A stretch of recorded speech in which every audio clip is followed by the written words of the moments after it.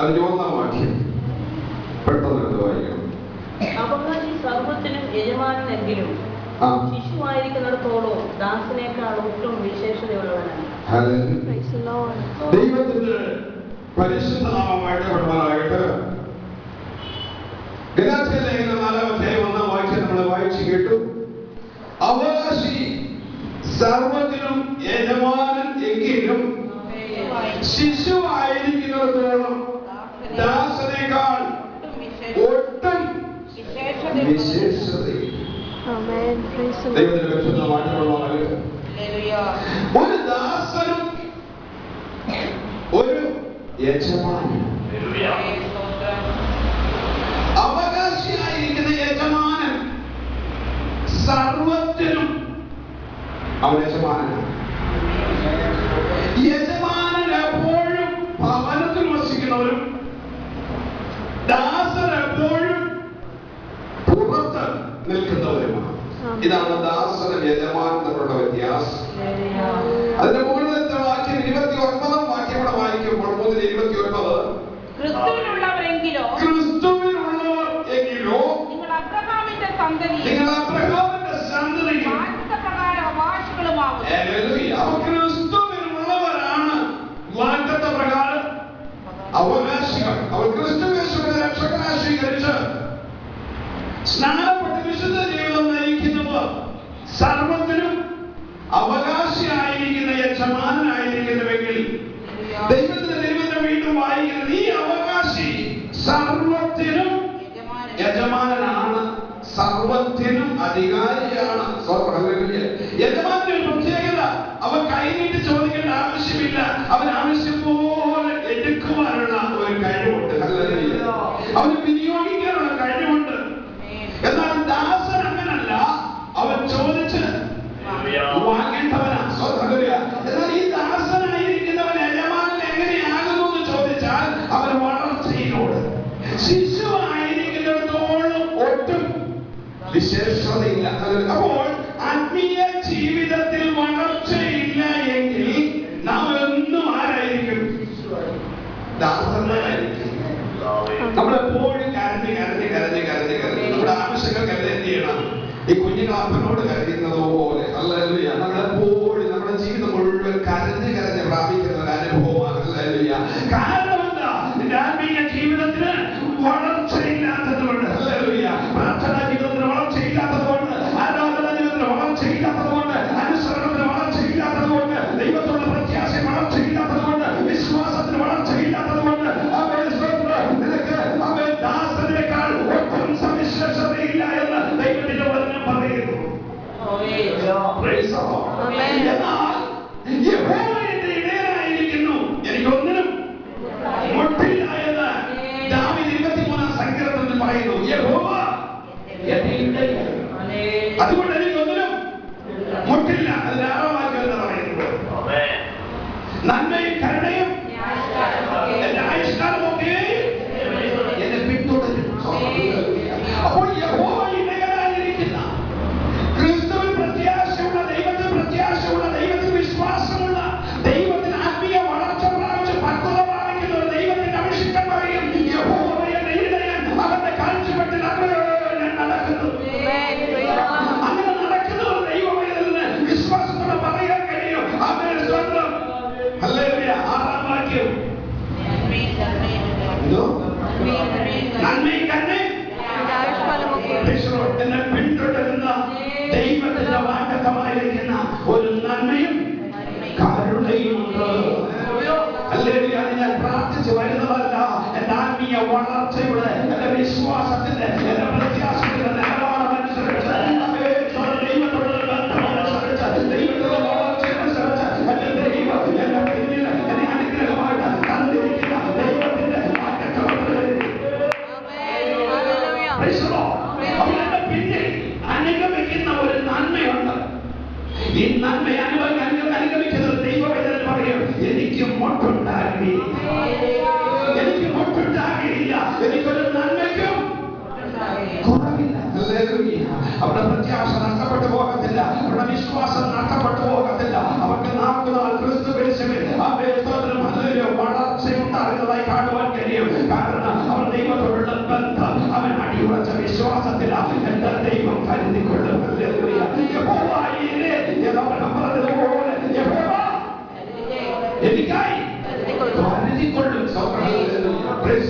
യഹോവ കരുതും എന്ന് പറയുന്നതല്ല, അതകത്തുള്ള വിശ്വാസം. തന്നോടുകൂടെ വിറകിട്ട് നടക്കുന്ന മകൻ ചോദിച്ചു, അപ്പ വിറകുമുണ്ട്, തീയുമുണ്ട്, യാഗത്തിനുള്ള മൃഗങ്ങളുടെ അകത്തുള്ള വിശ്വാസമുള്ള അപ്പൻ, പ്രത്യാശയുള്ള അപ്പൻ തന്റെ കുഞ്ഞുങ്ങൾ പറഞ്ഞു കൊടുക്കും.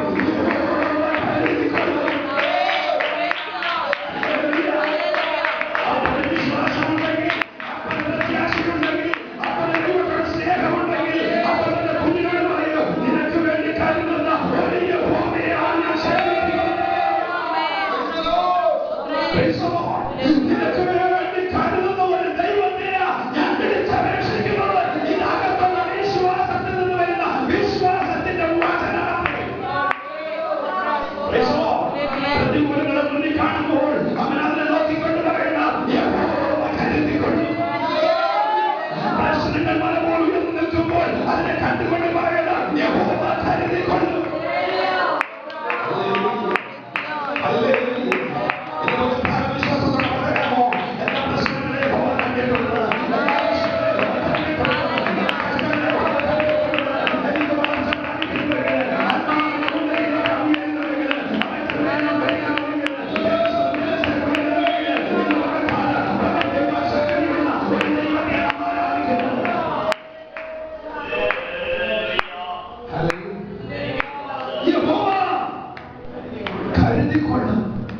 ഇത് വെറും വിശ്വാസമാണോ? പിന്നെ ആ കുഞ്ഞ് ഒരു വാക്ക് ചോദിച്ചില്ല. പിന്നെ അബ്രഹാമിനോട് കുഞ്ഞ് ചോദിച്ചോ? ഇല്ല. കാരണം എന്താ? അവനറിയാം എന്റെ അപ്പൻ സ്നേഹിക്കുന്ന ദൈവം വിശ്വാസനാണ്. അപ്പന്റെ കൂടെ നടക്കുന്ന കുഞ്ഞിനറിയാം അപ്പൻ ആരാധിക്കുന്ന ദൈവം വിശ്വാസനാണ്. എന്റെ അപ്പൻ പറഞ്ഞാൽ അത് അങ്ങനെയാ. കാരണം എന്റെ അപ്പൻ ദൈവത്തോടുള്ള ബന്ധം.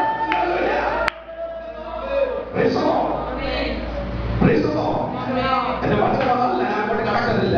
അവൻ ദാവീദ് പറയുന്നു, നന്മയും കരുണയും എന്ന് പറയാം. എത്ര കാലമാ? എന്റെ ആയുഷ്കാലം. നമസ്കാരം. കാലം എന്ന് പറഞ്ഞാൽ എന്റെ ആയുഷ്കാലം ദൈവത്തിന്റെ മാറ്റം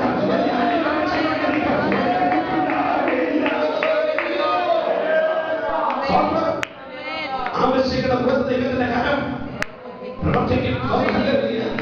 ചെറിയൊരു സാക്ഷ്യമാണ് മകളുടെ ഉണ്ടാകുക. അല്പസമയം എടുക്കുക. എന്റെ മക്കളെ സാക്ഷ്യം പറഞ്ഞില്ല. കോളേജിന്റെ അഡ്മിഷൻ വേണ്ടി ബാംഗ്ലൂർ പട്ടണത്തിൽ ഞങ്ങൾ വിശ്വാസത്തോടെ കടന്നു ഞങ്ങൾ പ്രാർത്ഥിച്ചുകൊണ്ടിരുന്ന കർത്താവിന് ഏത് കോളേജിൽ എവിടെ അഡ്മിഷൻ, പലയിടത്ത് ഞങ്ങൾ അഡ്മിഷൻ തുടങ്ങിയപ്പോൾ അഡ്മിഷനാണ് ചോദിക്കുന്നത്. രാത്രിയുടെ യാമത്തിൽ എന്റെ ഭാര്യ എന്റെ വൈഫും കൂടെ സ്വന്തം മകളും കൂടെ ഇന്റർനെറ്റിലൂടെ അവര് കോളേജ് സെർച്ച് ചെയ്തുകൊണ്ടിരിക്കുക. ഏത് കോളേജിലാണ് ചീഫ് ആൻഡ് ബെസ്റ്റ് ആയിട്ടുള്ളത്. രാത്രി 10 മണിയായപ്പോ അവൻ ഇവരുടെ ചോദിക്കുന്നു, പപ്പ എന്തായിരുന്നു സെർച്ച് ചെയ്തില്ലേ? ഞാൻ സെർച്ച് ചെയ്യുന്ന സ്വർഗത്തിന്റെ ദൈവത്തിന്റെ മുഖം. എന്റെ സെർച്ചിങ് നടക്കുന്ന സ്വർഗത്തിന്റെ ദൈവത്തിന്റെ മുഖം. ദൈവത്തിന്റെ മുഖത്തേക്ക് നോക്കിക്കൊണ്ട് അവൻ സ്വർഗത്തിലെ ദൈവം എന്നോട് പറഞ്ഞു, നീ ഇന്ന വ്യക്തികൾ വിളിക്കാൻ പറഞ്ഞു. ബാംഗ്ലൂർ പട്ടണത്തില് അനുഗ്രഹിക്കപ്പെട്ട ശ്രേഷ്ഠമായ ഒരു കോളേജിന്റെ ചെയർമാനെ വിളിക്കുവാൻ ദൈവം എന്നോട് ആലോചന തന്നു. രാത്രി 10 മണിക്ക് ഞാൻ അവൻ മൊബൈലെടുത്ത് ചെയർമാനെ വിളിച്ചിട്ട് എന്നോട് ചോദിച്ചു, പാസ്റ്റർ എന്തുണ്ട് വിശേഷം? ഞാൻ പറഞ്ഞ മോളെ പ്ലസ് 2 കഴിഞ്ഞു, എന്ത് പഠിപ്പിക്കണമെന്ന് പ്രാർത്ഥിച്ചുകൊണ്ടിരിക്കുക. അതെന്താ എന്റെ കോളേജിലേക്ക് വിട്ടത്? എന്താ മോളെ പഠിപ്പിക്കുന്നത്? ഞാൻ പറഞ്ഞു BC പഠിപ്പിക്കാനാണ്. പറഞ്ഞു BCക്ക് പുതിയ കോഴ്സ് ഈ വർഷം ഇന്ത്യയിൽ തുടങ്ങുക. അത് അമേരിക്കയിൽ മാത്രമേ ഉള്ളൂ. ഈ വർഷം പുതിയ കോഴ്സ് ഇന്ത്യയിൽ തുടങ്ങുക. അവൻ ക്ലൗഡ് കമ്പ്യൂട്ടിംഗ്. അതിന്റെ ഫീസ് 3 ലക്ഷം രൂപയാണ് 3 വർഷത്തേക്ക്. ഞാൻ പറഞ്ഞു വിട്ടായിരുന്നു.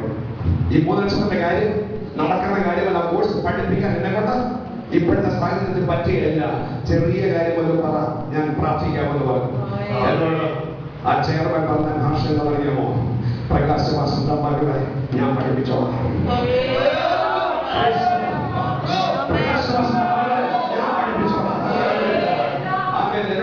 അടുത്ത ദിവസം രാവിലെ വരാൻ പറഞ്ഞു. അടുത്ത ദിവസം രാവിലെ മകളെ കൊണ്ട് ആപ്ലിക്കേഷൻ കൊടുത്ത് കയ്യിൽ ഫില്ല് ചെയ്തിട്ട് പറഞ്ഞു, 25 ക്ലാസ് തുടങ്ങി കോളേജ് വിട്ടേക്കണമെന്ന് പറഞ്ഞു. ഹല്ലേലൂയ.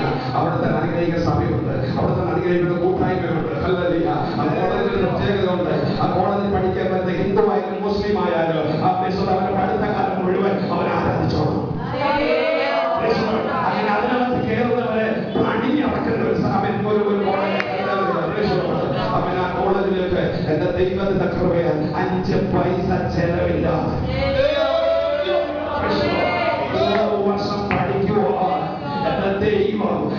അനുവാദം കൊടുത്തേക്ക്. ദൈവം ഇങ്ങനെ ചോദിക്കുന്നു, ഒന്നിനെ കുറിച്ച് നീ വിചാരപ്പെടണ്ട. നിനക്ക് വേണ്ടി അവൻ സകലത്തെ കരുതുന്ന ദൈവമാണ്.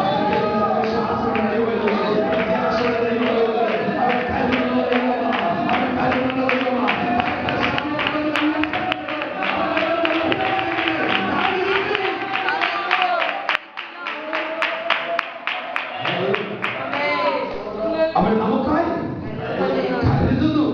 എത്ര പേര് വിശ്വസിക്കും? നിങ്ങളുടെ കുഞ്ഞുങ്ങളെ കുറിച്ച് ഭാരമുണ്ടാകാം, അവരുടെ ഭാവിയെ കുറിച്ച് ഭാരമുണ്ടാകാം, നിങ്ങളുടെ ഭവനത്തെ കുറിച്ച്, നിങ്ങളുടെ ആവശ്യങ്ങളെ കുറിച്ച്, നിങ്ങളുടെ കടഭാരത്തെ കുറിച്ച് അവർക്ക് ഭാരമുണ്ടാകാം. എന്ന് പറഞ്ഞാൽ ഞാൻ വിശ്വാസത്തോടെ പറയുന്നു, കരുതുന്ന ഒരു ദൈവം നമ്മുടെ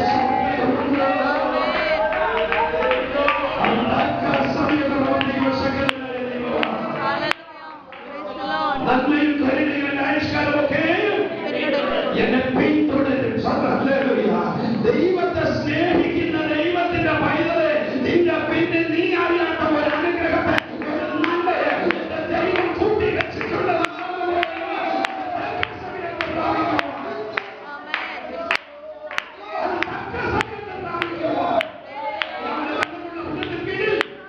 വിശ്വസ്തനായിരിക്കും. ആവശ്യങ്ങൾ നിന്നെക്കാളധികം നമ്മുടെ പിതാവായ നിന്നെ ഉയർത്തേണ്ട സമയം ദൈവത്തിനറിയാം, നിന്നെ മാനിക്കേണ്ട സമയം ദൈവത്തിനറിയാം, നിന്നെ സ്നേഹിക്കേണ്ട സമയം ദൈവത്തിനറിയാം. അവനെ നീ വീട് പോകാൻ സമ്മതിക്കത്തില്ല, നീ തന്നെ രക്ഷിച്ചു പോകുവാൻ സമ്മതിക്കത്തില്ല. അവൻ തക്ക സമയത്ത് കരം പിടിച്ച് ഉയർത്തുന്ന ദൈവം. എന്നാൽ നമ്മൾ നഗരത്തിൽ വായിച്ചു, ദാസനായിരിക്കുന്നിടത്തോളം നീ അടിമയായിരിക്കുന്നിടത്തോളം. ദാസൻ എന്ന് പറഞ്ഞാൽ ആരാ? അടിമയാ. ഓർഡറല്ല കൈവർത്തിക്കണം. ചില കാര്യങ്ങൾ ഇന്ന് മകൾക്കാണെങ്കിൽ ഇന്നാണ് ചില വിഷയങ്ങൾ ഒരു വിടുതൽ നടക്കും. ഇന്ന് അടിമത്വം മാറിയുള്ള ബോധപ്പെട്ടു. എന്നെ അടിമയാക്കി ചില വ്യക്തികൾ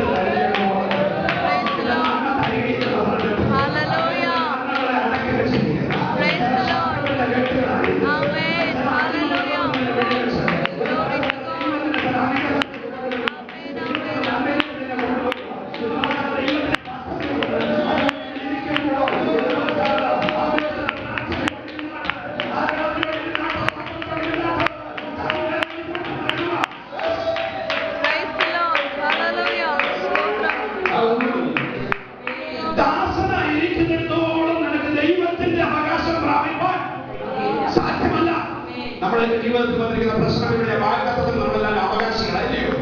നമ്മളെല്ലാവരും അബ്രഹാമിന്റെ സന്തതിയും വാഗ്ദത്തത്തിന് അവകാശികളും. പക്ഷെ നമ്മളിപ്പോഴും എവിടെയായിരിക്കുന്നത്? അടിമത്തത്തിൽ കുടുക്കപ്പെട്ട് കിടക്കുകയാണ്. അടിമത്തത്തിലാണ് നമ്മൾ കിടക്കുന്നത്. അടിമത്തത്തിൽ കിടക്കുന്നതോളം നമ്മുടെ പേര് യജമാനനല്ല, നമ്മുടെ പേര് ദാസനെന്നത്രേ. ദാസൻ അടിമയാണ്, അടിമയാണ്. അവനെ അടിമയാക്കിയിരിക്കുന്നവൻ അവനെ ഫ്രീ ആയിട്ട് വിടാതെ സ്വതന്ത്രനാക്കാതെ അവനെ നന്മ പ്രാപിക്കാൻ കഴിയത്തില്ല, അനുഗ്രഹം പ്രാപിക്കാൻ കഴിയത്തില്ല.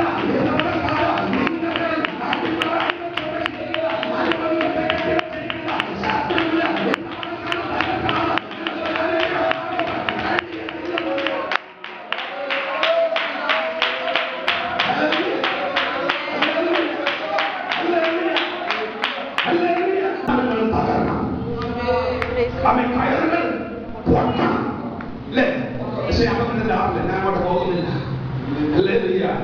മിസ്രയീമിൽ നിന്ന് വിടുവിക്കപ്പെട്ട ഇസ്രായേൽ ജനം മരുഭൂമിയിൽ കൂടെ യാത്ര ചെയ്തിരിക്കുമ്പോൾ ഇസ്രായേൽ ജനം ദൈവത്തോട് പിറുപിറുത്തു, ഞങ്ങൾക്ക് ഭക്ഷിപ്പാൻ ആഹാരം വേണം. സ്വർഗത്തിലെ ദൈവം പറഞ്ഞു, ആകാശത്തു നിന്ന് ഞാൻ അപ്പത്ത് നിനക്ക് ആഹാരം എവിടെ നിന്ന് വരും? നിന്റെ ആഹാരം ആകാശത്ത് നിന്ന്. വാഗ്ദത്തത്താൽ വിളിക്കപ്പെട്ട ദൈവവേദനെ വാഗ്ദത്തത്തിന്റെ വഴിയിൽ ദൈവം ഒരുക്കിയ ആഹാരം മന്നയാ. അത് ആകാശത്ത് നിന്ന് പൊഴിയുന്നു. സ്വർഗത്തിലെ ദൈവം തന്നെ നടന്നു വിളിക്കുന്നത് ഭൂമിയിലെ തന്നെയല്ല, അവർ സ്വർഗത്തിലെ തന്നെ വിളിക്കുന്നു. അങ്ങനെ യേശുവിൽ വിശ്വസിക്കുന്നവർ ലോകത്തിന്റെ നന്മ നടക്കാനുള്ള ദൈവത്തിന്റെ അഭിഷേകം ചെയ്തത്. അദ്ദേഹത്തിന്റെ ആവശ്യങ്ങളെ സ്വർഗത്തേക്ക് നോക്കുമ്പോൾ സ്വർഗത്തിന്റെ കിഴിമാറുകൾ തുടർന്ന് സ്ഥലം മതിയാകാതെ വരുമ്പോൾ നിന്നെ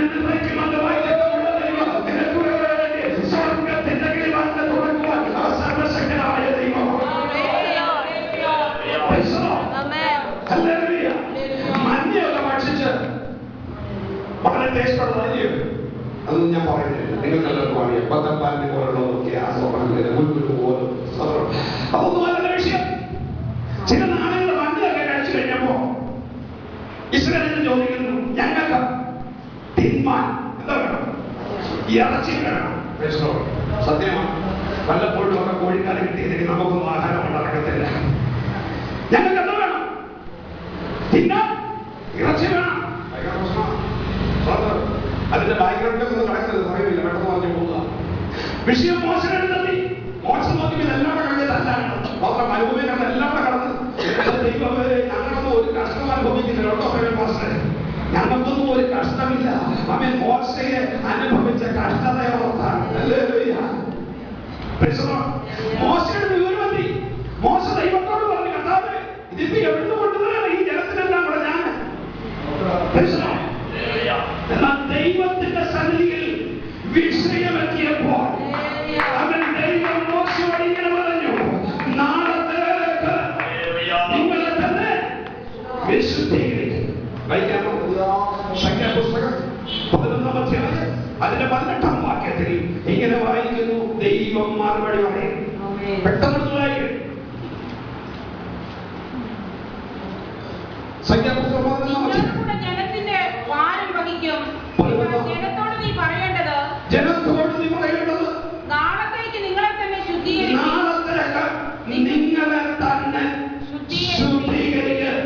എന്നാൽ നിങ്ങൾ ആവശ്യങ്ങൾ എന്ത് തന്നെ ആയിക്കോട്ടെ, വാഗ്ദത്തം വിളിച്ച് വേർതിരിക്കപ്പെട്ട ദൈവത്തിന്റെ മേലെ മരുഭൂമി യാത്രയിൽ നീ കരയുന്ന വിഷയങ്ങൾ എന്തെങ്കിലും ഉണ്ടോ? നീ നന്മ കാണാൻ ആഗ്രഹിക്കുന്ന വിഷയങ്ങൾ എന്തെങ്കിലും ഉണ്ടോ? നീ നാളുകളായി ഭാരപ്പെട്ടിരിക്കുന്ന വിഷയങ്ങൾ എന്തെങ്കിലും ഉണ്ടോ? ഇന്ന് പകൽക്കാലം ദൈവത്തിന് മറുപടി പറയാനുണ്ട്. നാളത്തെ നിങ്ങളെ തന്നെ ഒരു ശുദ്ധീകരണം നിന്റെ ജീവിതത്തിൽ വരികയാണ്. കഴിഞ്ഞ വ്യാഴാഴ്ചത്തെ മീറ്റിംഗിൽ നമ്മൾ മാറ്റമില്ലാത്ത ശുദ്ധീകരണത്തിന്റെ പഠനം കേട്ടു. കഴിഞ്ഞ ശനിയാഴ്ചത്തെ മീറ്റിംഗിൽ വന്നവർക്ക് അറിയാം അവൻ ദൈവത്തോടുള്ള ബന്ധം എങ്ങനെ ആയിരിക്കണമെന്ന്. വളരെ വിശുദ്ധീകരണത്തിന്റെ വചനം ദൈവാത്മാവങ്ങളോട് വളരെ വ്യക്തമായി സംസാരിച്ചു. സ്വർഗ്ഗത്തിലെ കേട്ടവർക്കൊക്കെ അത് അനുഗ്രഹമായി തീർന്നു. പലർക്കും അത് പ്രതികൂലമായിട്ട് പിശാച് ഇടപെട്ടു. രാത്രിയുടെ യാമത്തിൽ പിശാച് അവരെ ഇടപെട്ടു. എന്നാൽ രാത്രിയുടെ യാമത്തിൽ ദൈവത്തിന്റെ വലിയ കരവരം വെടിവെച്ചു. പറഞ്ഞത് ദൈവത്തിൽ നിന്ന് എന്തെങ്കിലും പ്രാപിക്കണമെങ്കിൽ ദൈവസന്നിധി ആകേണ്ടതുപോലെ ആകണം. വിശുദ്ധിയും കൂടാതെ ദൈവത്തെ പ്രസാദിപ്പിക്കാൻ കഴിയുന്നില്ല. ദൈവികമായ എന്തെങ്കിലും പ്രാപിക്കണമെങ്കിൽ വിശുദ്ധിയോടുള്ള പ്രാർത്ഥനയും സമർപ്പണ ജീവിതവും ദൈവത്തിൽ ഉണ്ടെങ്കിൽ മാത്രമേ സ്വർഗീയ മാറ്റം പ്രാപിക്കുവാൻ കഴിയത്തുള്ളൂ. അതുകൊണ്ട് ഇസ്രായേലിന്റെ മരുഭൂമിയിൽ പിറന്നു നിൽക്കുന്ന ജനത്തോടെ ദൈവം പറഞ്ഞു, അവന്റെ ജീവിതത്തിൽ പിറന്നു നിന്റെ വിശ്വാസം ദൈവത്തിന് പ്രസാദമാണല്ലോ. നിന്റെ നടപ്പിൽ ദോഷമുണ്ട്, നിന്റെ ചിന്തയിൽ ദോഷമുണ്ട്, നിന്റെ ജീവിതത്തിൽ അശുദ്ധിയുണ്ട്.